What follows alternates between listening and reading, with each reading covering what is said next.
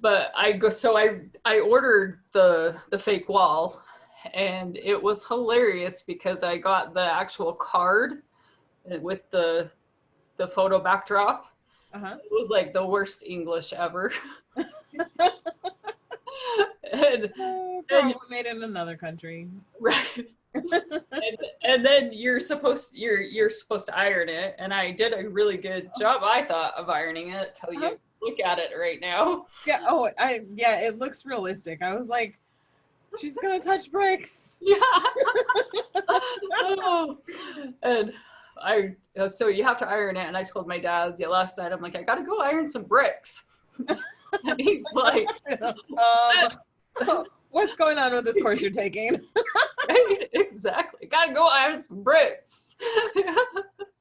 What is Les Brown teaching you? Yeah, no, You can do the impossible. It's possible. It's possible. You can iron some bricks. So I'm gonna put on my headphones real quick. Okay, sounds good.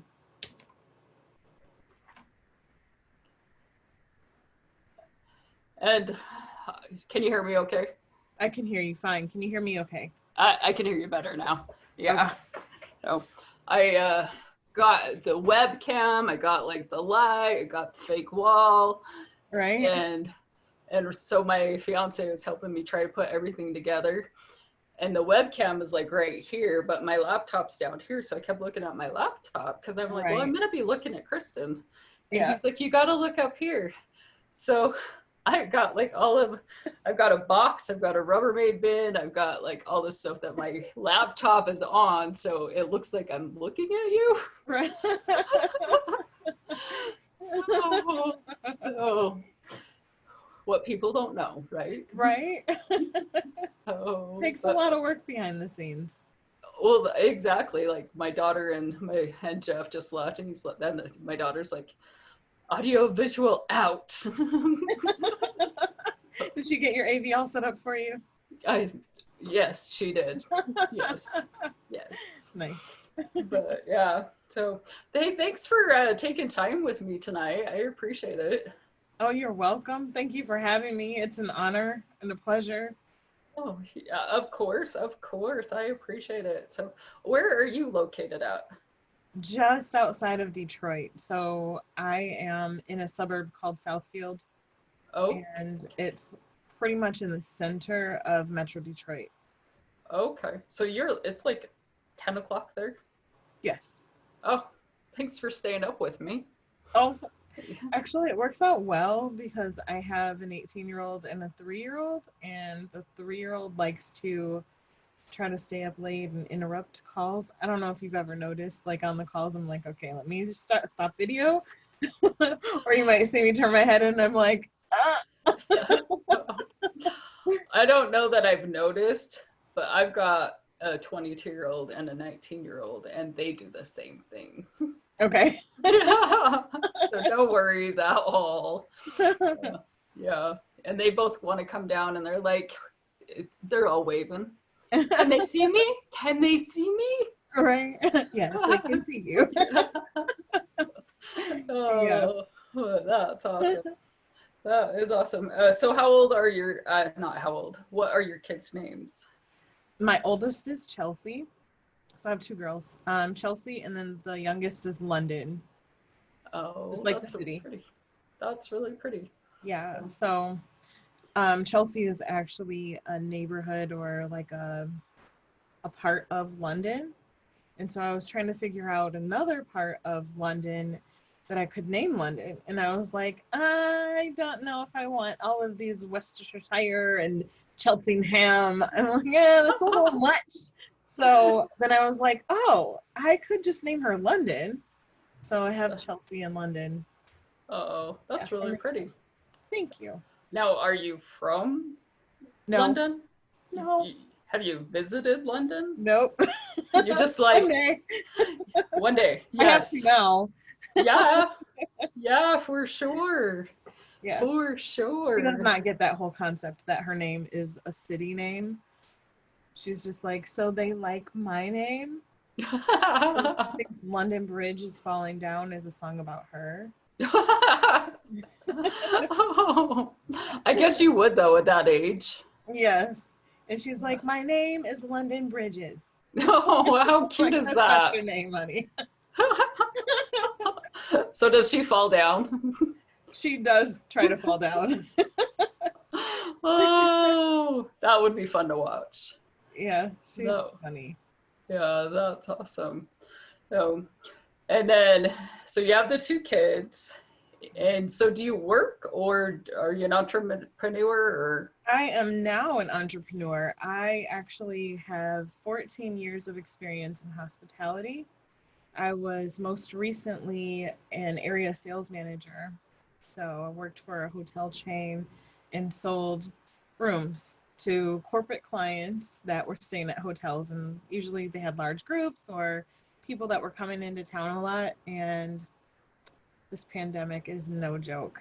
It was maybe a couple weeks after the whole pandemic became a big thing, because like March 13th, I want to say, it was when they were like, okay, you guys wash your hands, you don't have to wear a mask, we don't want you to wear a mask and scare people. And then a week later it was, okay, if you want to wear a mask you can, but we don't think that it looks good. And then the week after that it was, okay guys, we're gonna let some people go. And it was crazy. So Yeah. did they let you go or did you leave Mm-hmm. on their, okay. Yep. There were over almost 300 managers that Oh, were let go from the company.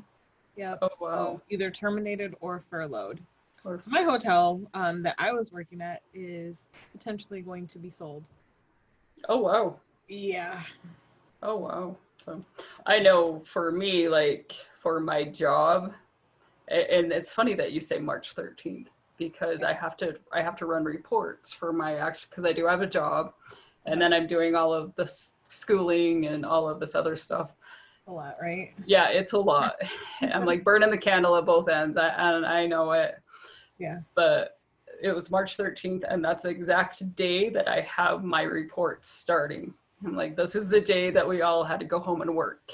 Is Yeah. March 13th, and then like within a week, it was we were canceling conferences left and right, and so What I feel for industry you. do you work? So you're now not working for anybody else; you're working for yourself. Yes. Yay! Yay. Yay! And I what was are you? released. I Yeah, was you given were some released. freedom. Yeah, Yeah. freedom. Yeah. Yeah. And what do you do as far as for your business? So right now, it's kind of odd, but I am working on the motivational speaking, and I also mediate, so civil cases in the So, do legal you have your law system. degree? I do not. I went to law school for 2 terms, and my oldest was in kindergarten, and she was learning how to read. It just was a little bit too much as a single mom. I Mm-hmm. had gotten a divorce 4 years prior, and being in law school and being a single mom was just a lot of demand on me. Oh, And I was working as well. yeah. I'm trying to work as much as possible because law school is expensive. So it got to the point where I had to say, okay, this is expensive, but do I want to be a good mother or do I want to be a good student? And I felt like I couldn't do both because it was nights of choosing, do I help her with her homework or do I do my own reading? And there were nights where I would fall asleep in my books and try to brief cases, and I would go to class not fully prepared and then get called to recite the case that I basically fell asleep reading. Oh no. And if it would have been the case after that, then I could have gotten kicked out of law school. And so that happened twice. And I was like, okay, that is a sign for me to really be careful about what I'm doing. And I need to really think about where my priorities are. So I chose my baby. And now she's a high school graduate. And Yay. yeah, she wants to become an artist of some sort, with a degree in fine arts. So she's a phenomenal artist. So we'll see where that takes her. Oh, that's awesome. That is Thanks. not a talent I have, but I can hang up Me this neither. brick wall. I know, right? I can iron it too. Right. I can glue stuff together really You're well. right. Oh, yeah. Yeah. That's So, cool. So then you worked in hospitality after that. yep, worked in hospitality and worked my way up from night auditor to, and that, oh, I have lots of stories when it comes to being a night auditor, because you're there and typically the only employee or one of few employees at the hotel from like 11 o'clock at night to 7 in the morning. So did that, worked my way up to sales, and then became a director of sales, senior sales and marketing manager, and then area sales manager. So, well, that's yeah. awesome. Way to go. Thank you. Thank you. Yeah. Sounds like you have a good work ethic and you've got a drive. So, Yes, yes. So it was hard that day where they called me on a Sunday, and hearing that I would not have my job going forward. At first, I was just kind of shocked. I had spent 4 years with that company, and I don't know, I guess after everything that I've been through in life, nothing really shocks me anymore. That I'm not devastated when something happens. I know that it's just God's way of saying, okay, end of that chapter. Let's write something else now. So hopefully this is the best chapter ever going it will forward, be. right? It will Yes. be. Yes. Thank you. Yes, Let's say because that. we are making a life by design.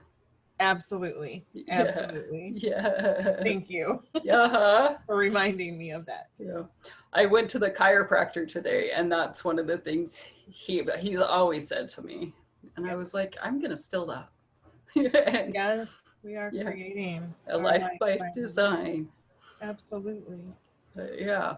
So you do mediation, Yes. and then what? I think you were gonna say you had to do a third thing.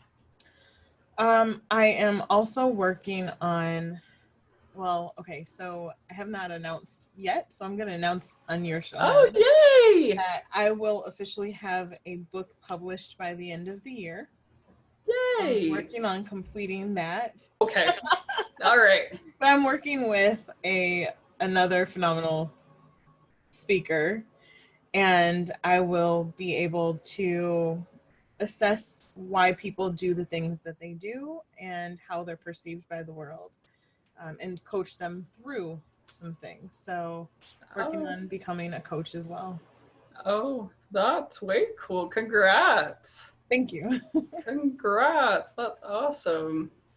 And why did you join Les Brown's Power Voice? I joined because 11 years ago I was sexually assaulted in Arizona. And for a long time, it was a very hard thing for me to talk about, but I I journaled a lot through that process, and I sought out therapy because I had people that encouraged me to do so. Had it not been for them, I probably would have tried to bury it inside of me and not acknowledge that for 9 days I lived through a living hell. I'm sorry. But I did the work.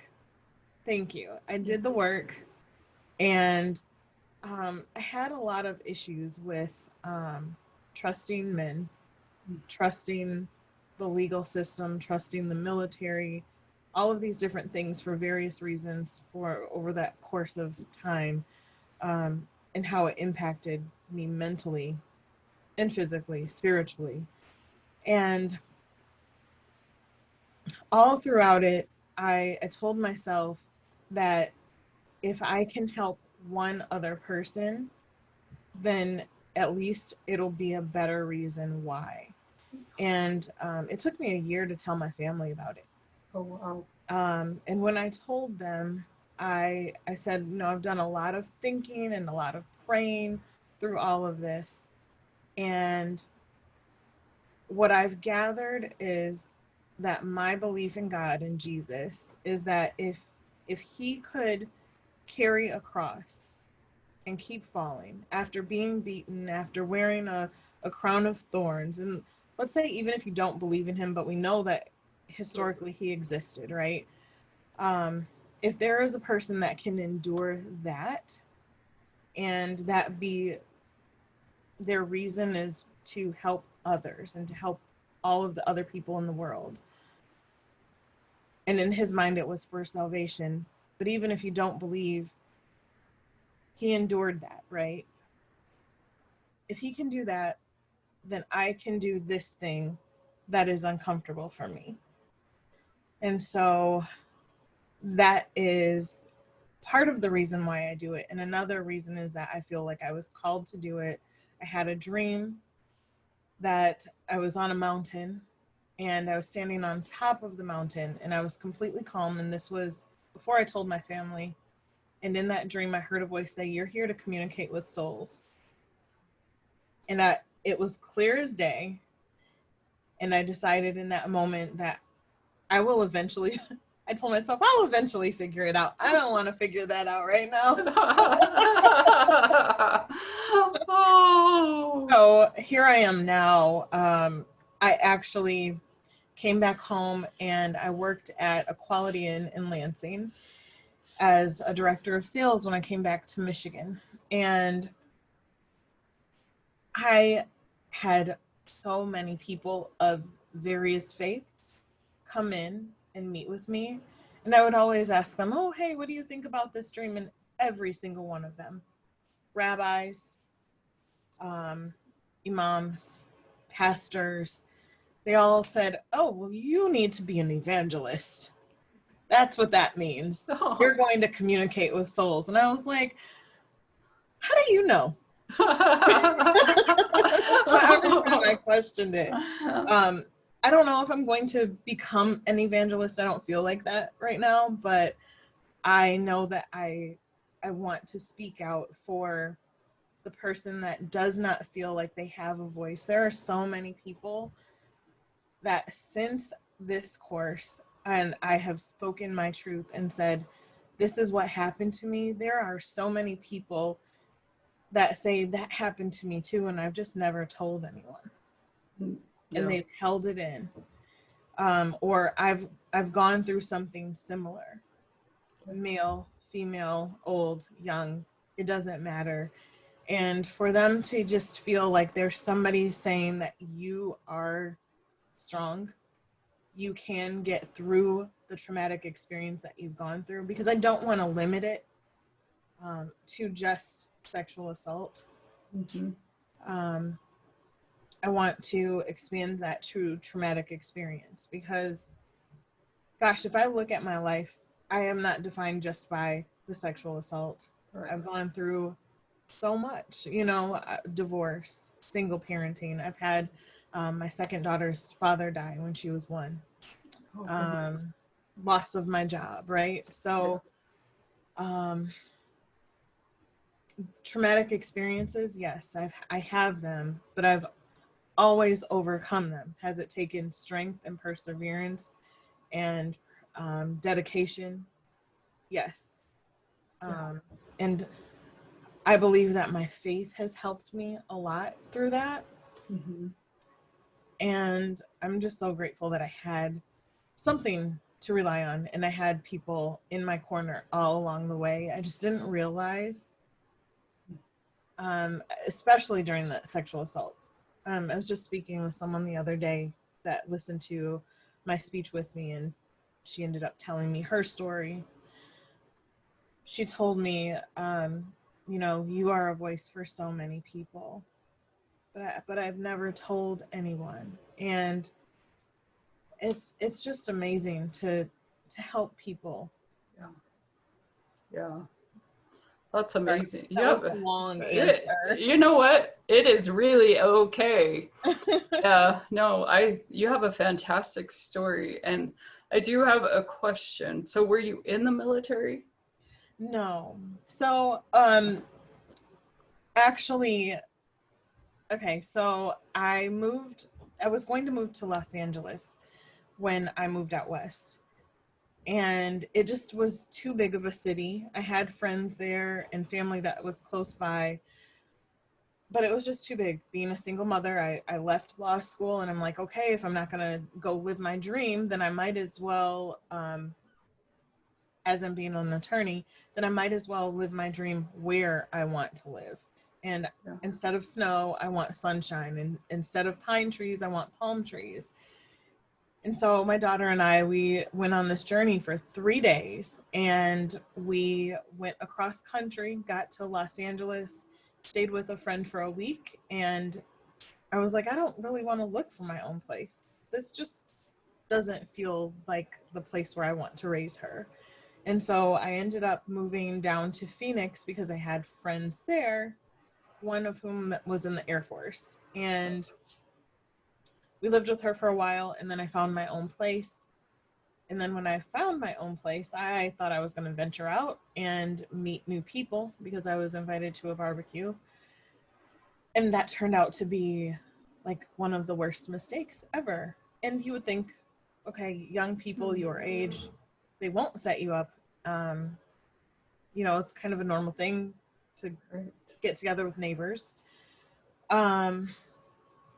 But it turned out not to be a good thing. And I should have listened to my gut feeling rather than saying, oh, but I'm young and my daughter is with my mother in Michigan right now. And, I have free time. Yeah. So I gave myself all these reasons to not listen to my gut feeling. But that person ended up being a person that was kicked out of the military. And I was dating someone that was on a tour of duty that was in the Air Force that actually was the one that helped me get out of that situation. But then the guy that did this to me was in cahoots with someone that was in the U.S. Army, and they were doing some human trafficking. Oh, goodness. And would go to people's homes, and he would be in his military uniform. And this is all based on me knowing Spanish and translating. And he would tell the people in the house, you need to release these people. And so they're thinking they're in trouble, right? Because there's somebody in a military uniform telling them you need to release the people that we know you have. Yeah. And in exchange, they're coming out of that house and now they're captured by him. Oh my goodness. Yeah. So can I ask, were you human trafficked or? No. So I told the guy that I was dating at the time that I think something is happening and they're talking about moving on Monday. I'm not comfortable. So if something happens to me, then know that it's not good. And you need to look into people that are human trafficking. And he was like, I'm not going to leave you in that situation. And I'm like, well, somebody's in my house right now. And he was like, I need you to figure out a way to get out.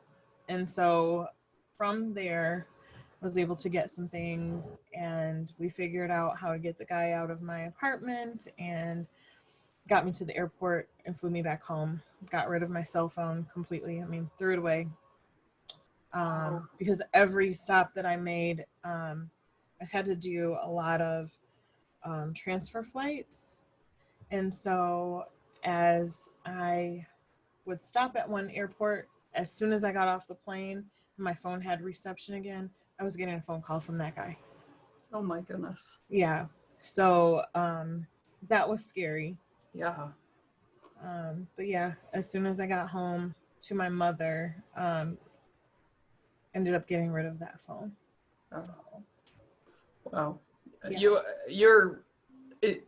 You're so lucky that you didn't get trafficked. Yeah. But yet there's the other part, the sexual assault and all of that is not. That's just horrible. Right. And so part of me was like, okay, if it wasn't me, it would have been somebody else. So that's kind of how in the beginning I justified it, to say, okay, at least it wasn't somebody else. I know I can get through this. Even though I felt like a hollow shell for a long time. Yeah. Yeah. Oh, yeah. But has it changed me? Definitely. But I won't say I'm better or stronger because it took strength from then to be strong now. I'm just different now. Yeah. So I'm more cognizant of my surroundings, or at least I try to be. Um, I would say I'm not so trusting, but I know that I kind of am. It's just kind of who I am. Yeah. But I know that I have changed. I am more cautious. I mean, even working in hospitality, people would say, "Oh, you can go right down to her office." And I would say, "No, don't ever send someone that you don't know and I don't know down to my office." That was kind of like my deal breaker. Like, I Yeah. don't want someone that I don't know coming to my door. So, did I change? Yeah, Crazy. but now I can So, speak for everyone. see, I think that's awesome. Do you advocate or for any like the human trafficking that like here in Utah, and I'm assuming it's Mm-hmm. everywhere, is Operation Underground Railroad? You know what? There is a place called the Listening Ear, Mm-hmm. and I try to talk about them as much as possible. My alma mater is Michigan State University, and they are right off of campus there in East Lansing. Mm-hmm. So I try to tell people about them. But yeah, I'm going to look into that and see what other resources we have here. I know that there are some, um, but then at the same time, I think that it's a matter of getting the word out so Yeah. that people feel comfortable. Working in hospitality, there always was a human trafficking training that would come up either once or twice a year so that you could see the signs of human trafficking. And I think that for me, I was a little bit more sensitive to it Mm-hmm. to say this is something that everybody should do. Yeah. But So, I don't, but because I wasn't speaking about it publicly, I don't think people understood why. yeah. So, they didn't realize that they were really in the presence of somebody that could have been affected by human trafficking. So that's just, you've got an amazing story. Oh, Thank you. I am proud of you for speaking up. That Thank you. that's hard. That's hard. It is. Actually, on a call that I was on Sunday, there was a girl talking about some things that she had gone through. And she started crying on the call. And I thought about, and people were telling her, hey, you need to speak about this and, you're going to get stronger. And I let them say everything that they were saying. And I could see her crying. And I couldn't get off of that call without telling her, you don't have to talk about it if you don't want to. There are other people that will speak up for you and advocate for people that have been through what you've been through. I'm one of them, Good for you. So, because it's not easy.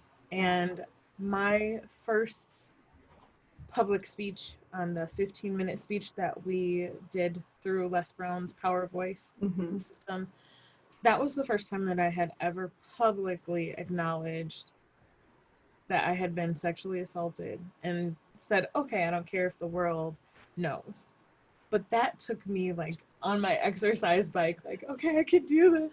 I can do it. I'm strong. That's awesome.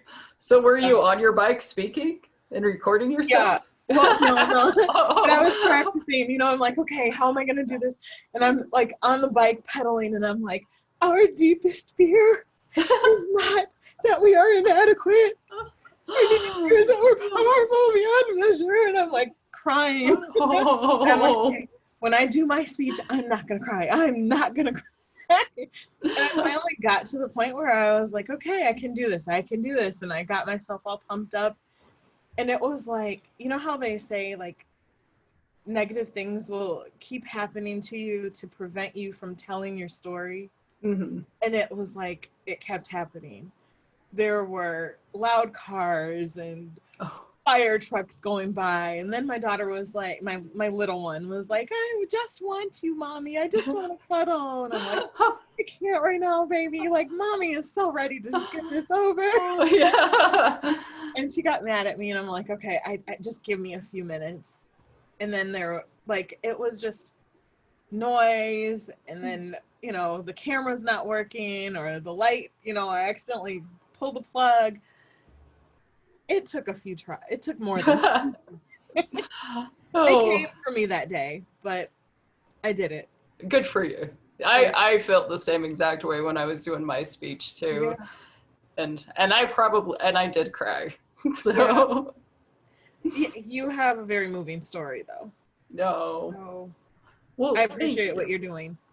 I really do. Well, you are very welcome. Everybody needs to belong. And especially in your communities, especially in the nation in which we live, it's just crazy in my brain. I don't get it. So. Well, that's because you're a loving person. Yeah. Well, I appreciate that. Yeah. So, and I've been in the basketball circuit for so long that, to me, looking at you, looking at me, to me, that we're equal. Exactly. So we have different pigmentations of our skin, but that's it. We're still human. Absolutely. Yeah. You know, it's funny that you say that we're still human, because I have said to people that are frustrated and perplexed with the whole issue of race in America. My degree is in political science, by the way. Oh. So I look at the news and I'm thinking and analyzing and thinking of history when I hear stories.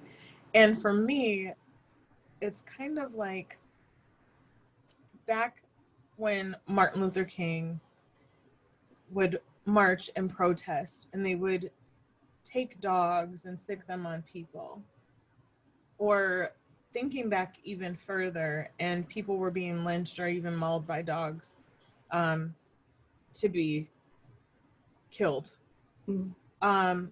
In my mind, it takes me back to, oh, well, then they must still think that people of color should see a veterinarian as a doctor, because during times of Jim Crow and slavery, Black people could not go to a regular doctor that was white. It had to be the veterinarian. So a doctor that saw horses and dogs and cats and all other kinds of pets, or pigs and cows, would come to the homes of the slaves, or just families, when it still wasn't okay for them to go to the same doctor as a white person. And to me, that told me, okay, you see us as animals. And so until we are seen as fully human by all people, yes, then it's going to be hard to change their minds, because that means that not only do they not see us as people, but they do not see animals in the same way as humans. And so they feel like they can devalue certain people and certain animals. So that's the challenge. Yeah. That's a very good way to put that. A very good way. That's the challenge that we have. Yeah. No, if you really do love people as people, and especially people of faith, then you should be able to love all people no matter what they look like. Exactly. Absolutely. I 100% agree with that. 100% agree with that. And I really appreciate you saying people of color, because I didn't know if that was politically correct yet or not. Yeah. Well, yeah, I mean, well, because I hear some people say it, some people don't, and so I'm like, and I don't know what I can say. Well, if you say people of color versus colored people, right? That's bad. Yeah, that's bad. Wait, no. I would not say that. But that's. I think it's because historically, right? Historically, there's a bad connotation with colored people, but people of color, it includes Black, Latino or Latinx now, Asian Pacific Islander, American Indian, and there's just so many different shades of colors, Yeah. you know? Yeah. Because I mean, gosh, some of my friends that are white or Caucasian or whatever we want, European descent, that are lighter skinned than me, can get brown and tan, and some people can look like they're my relatives in the summer. Right. I just gonna count everybody human. Exactly. Yeah. Thank you. Yeah. I'm not calling myself, I mean, I am white and my last name is White. Right. But that's not why I'm white. But yeah. So one of the things that actually stuck out to me a lot is my friend Tamina. She is a refugee, and you saw my video, I believe, but she's a refugee from Bangladesh, and she helps other refugees here get settled in. And she said if you do a 5-year study from when they come here to the U.S. and then 5 years later, if they're of Caucasian descent, white, they have a higher likelihood to succeed and make more money than people that are people of color or whatnot. Yeah, and browner skin. Yeah, so whatever we want to say, right? But and to me, I just that boggled my mind. Yeah, because I'm like, well, that's just not fair. Yeah, I mean, why is that? And I guess she was saying that they don't get as many chances at jobs, they don't get the better apartments to rent or to buy. Yeah, I mean, think about it's, as a refugee from another country and you're brown, you have the stigma of being brown, which I have the stigma, and I have a story for you after I say this. But they have the stigma of being brown, and they can't really speak the language well. Right. So they have a double whammy. But then there's the systemic racism of redlining and lending inequities and all of that negative connotation that comes with being brown. And I don't know how collectively we say, okay, we need to now focus on not saying that there's a negative connotation with being brown. And how do we change that? Because if we keep saying it, then that will be the reality, right? Yeah.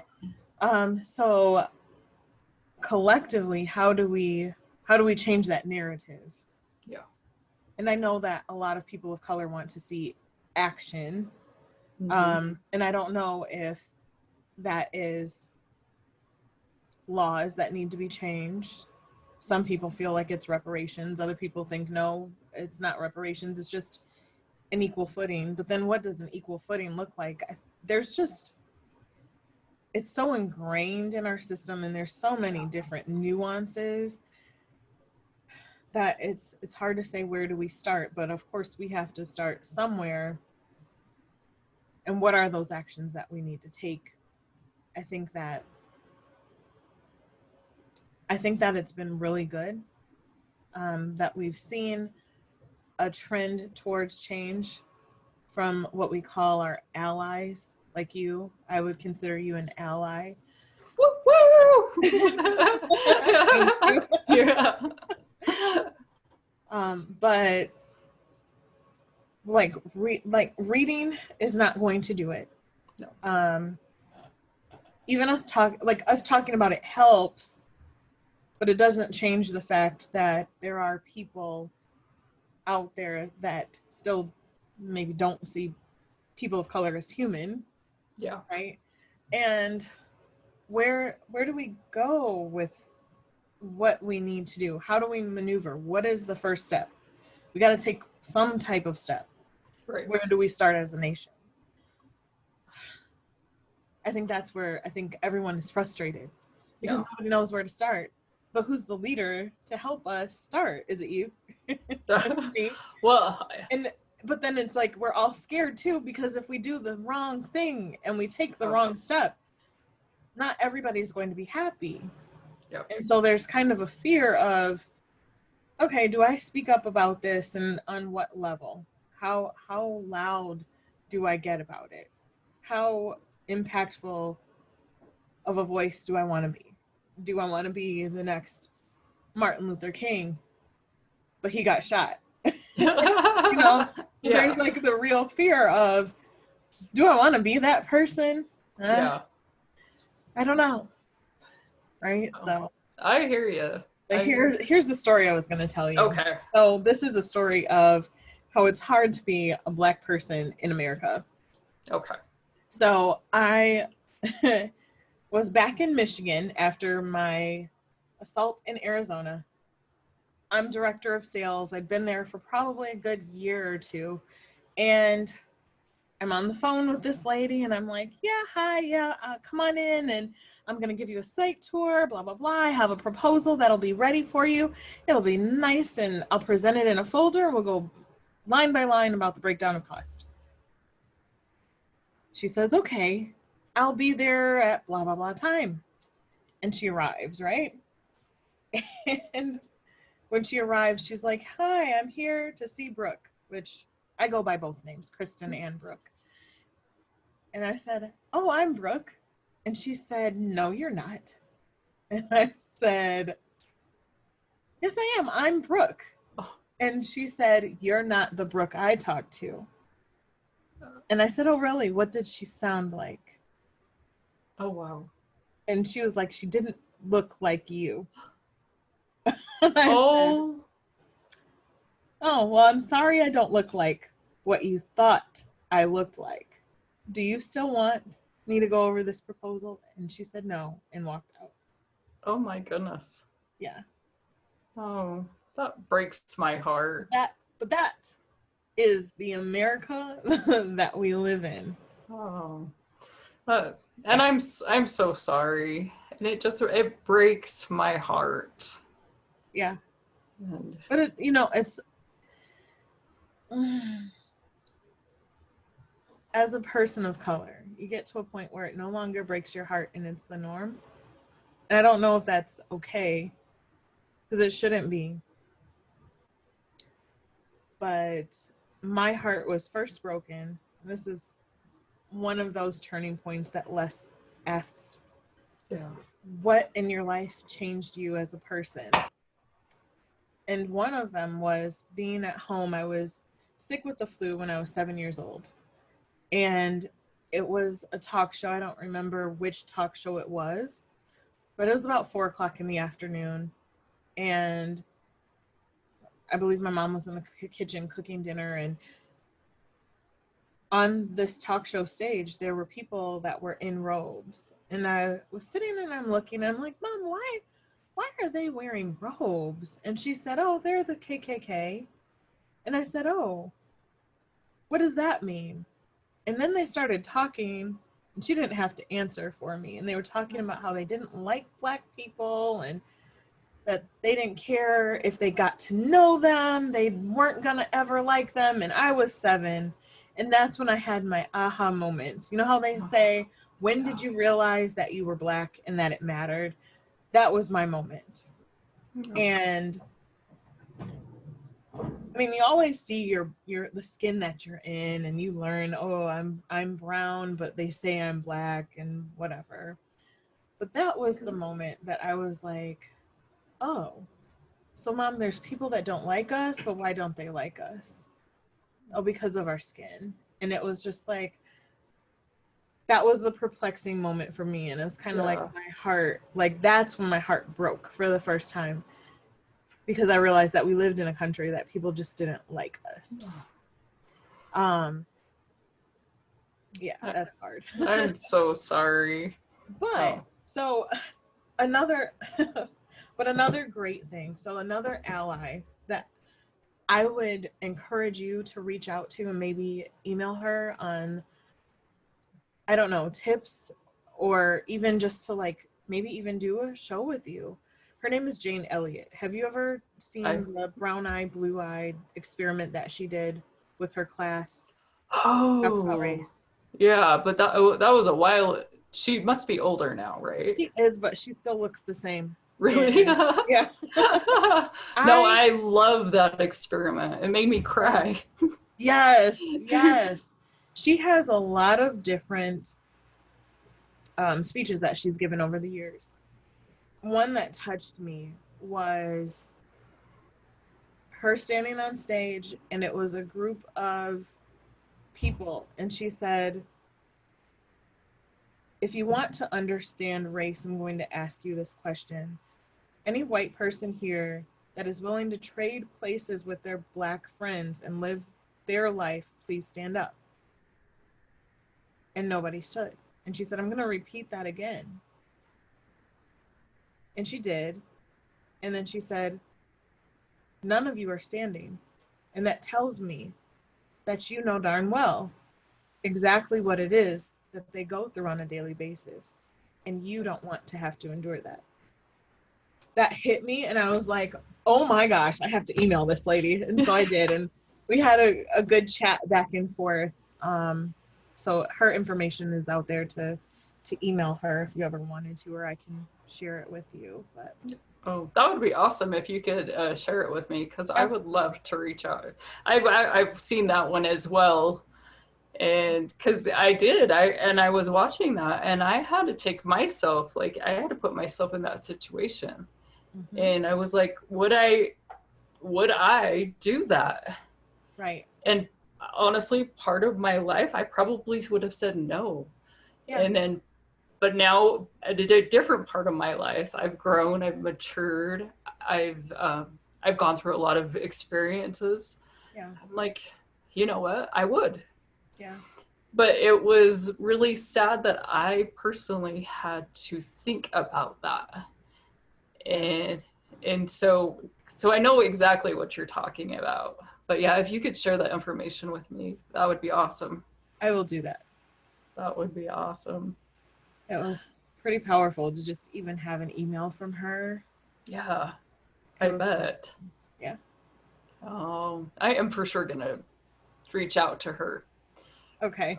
I'm Tell me excited. about it when you I will do. totally do that. So, but yeah, and that's why I'm here, because I'm advocating. I am advocating. I got invited to like the TEDx, not to talk, but to like the VIP reception, and uh, then also I've You're at going my to be on that TEDx talk. You know uh, that. You're going to eventually be on a I TEDx stage. I do know that, and I do believe it. Yeah. And what's hilarious is, honestly, I usually like I cry or whatever when I get nervous or my voice shakes or quivers, and that's why I joined the Less's course. I'm like, I Yeah. got to get over this. I got to get over this, so Right. I can advocate, I can fight, I can do whatever needs to be done. Yes. And then John's course comes up, and I'm like, I'm hooking my wagon. I'm going with him too. Right? Yeah. It's great. I'm But so yeah. proud of you, and I'm happy to be able to get to know you. Oh, So when well, I heard your story and I saw how emotional you got about being able to advocate for your friends, it touched my heart. I actually teared up oh, because I was just like, oh my gosh, she really means it. oh, She really means it. thanks. So I'm tearing up again. Yeah. Me too. Yeah. I, you know, I'm advocating. I'm doing what I can do, Mhm. and I don't know. Maybe I'll run for governor. I don't know. I'm just Yeah. kidding. Right. You and Utah, me in Michigan. There we go. Yeah, exactly. That would be awesome. All right. That would be awesome. Do you think Okay. that, can I ask you a question? Yeah.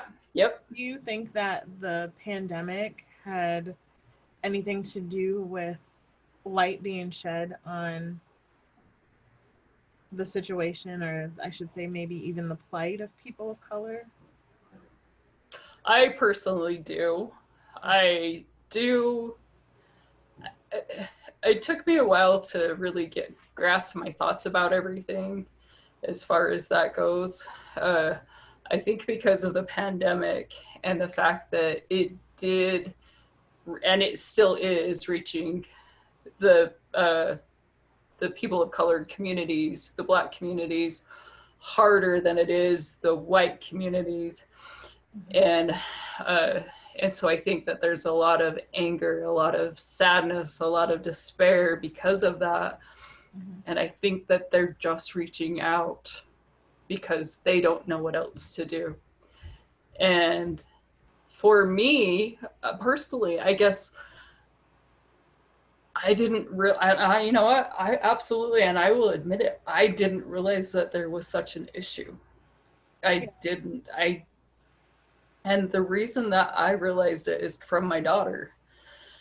And when we were having, and you know, Utah, we live in a bubble.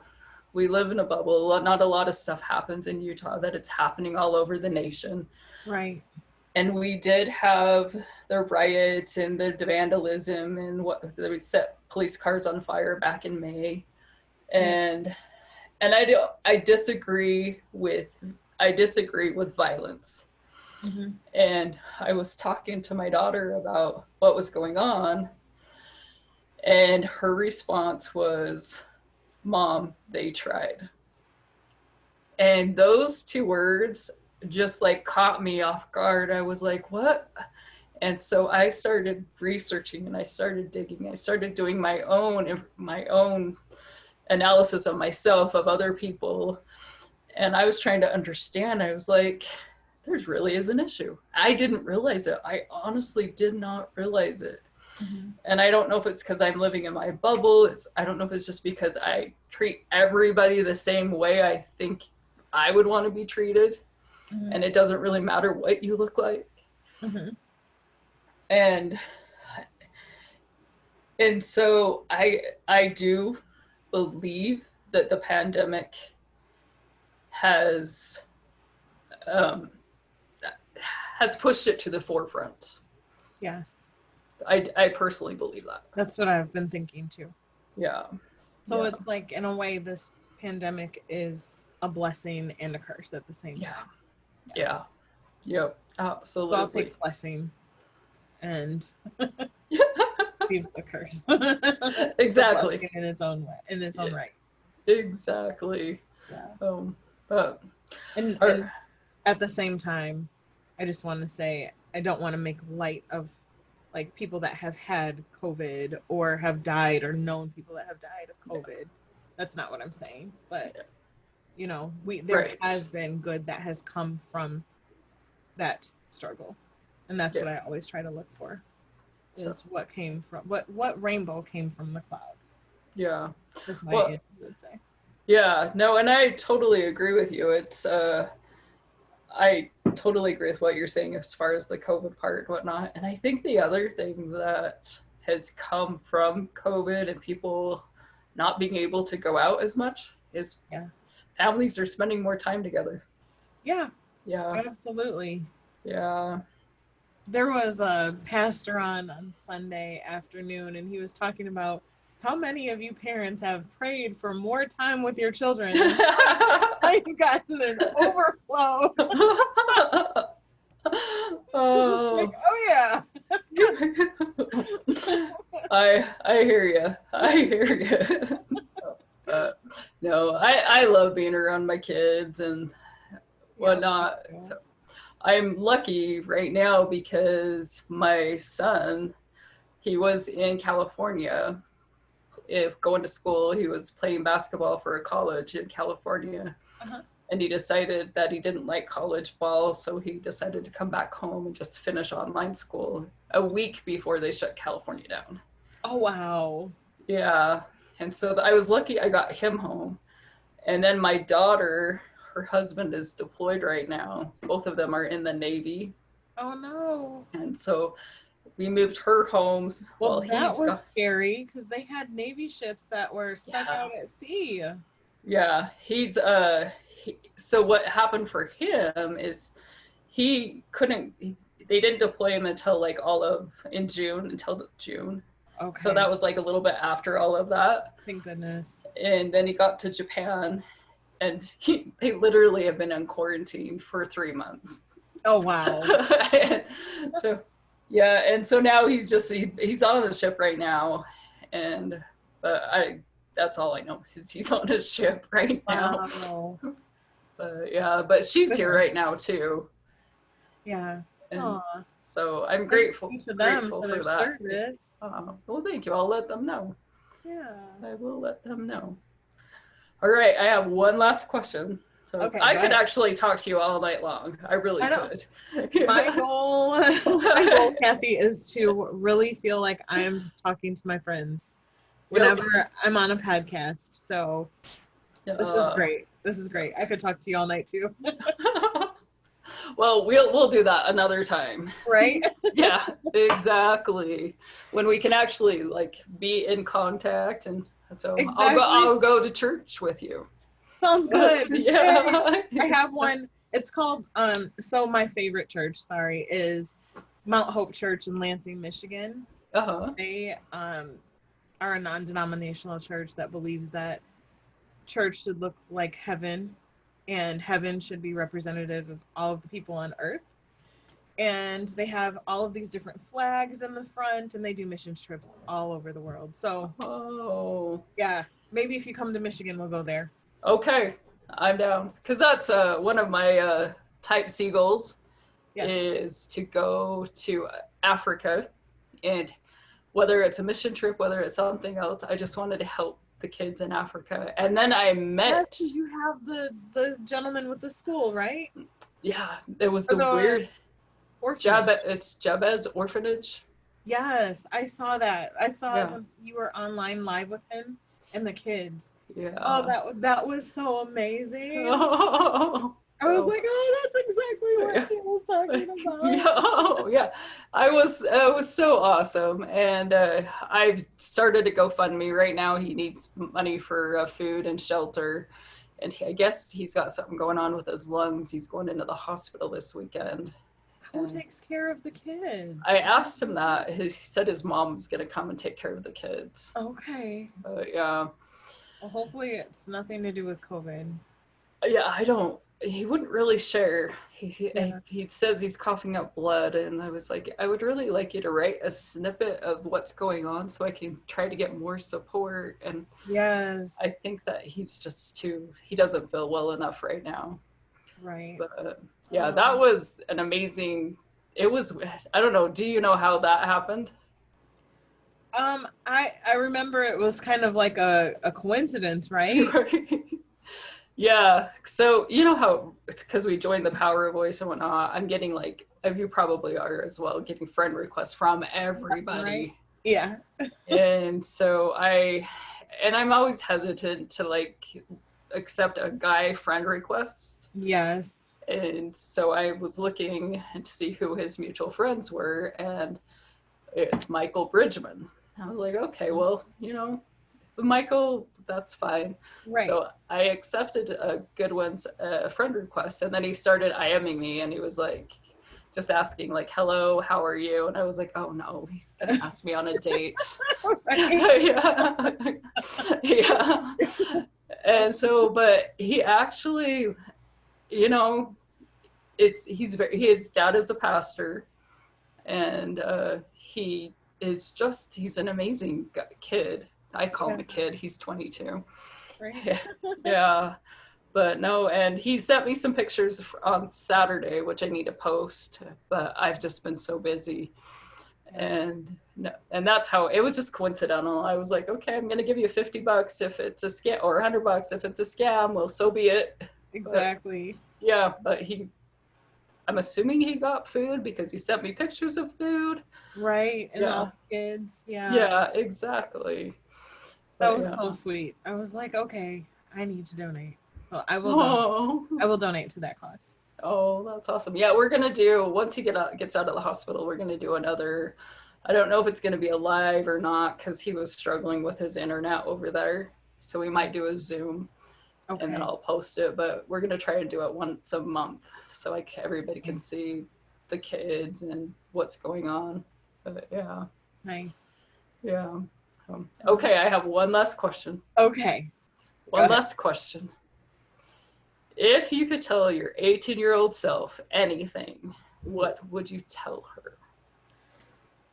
Oh man, I would say live life as full as you possibly can. Do not hesitate and go forward with all of your dreams, with all of your passion that you can summon.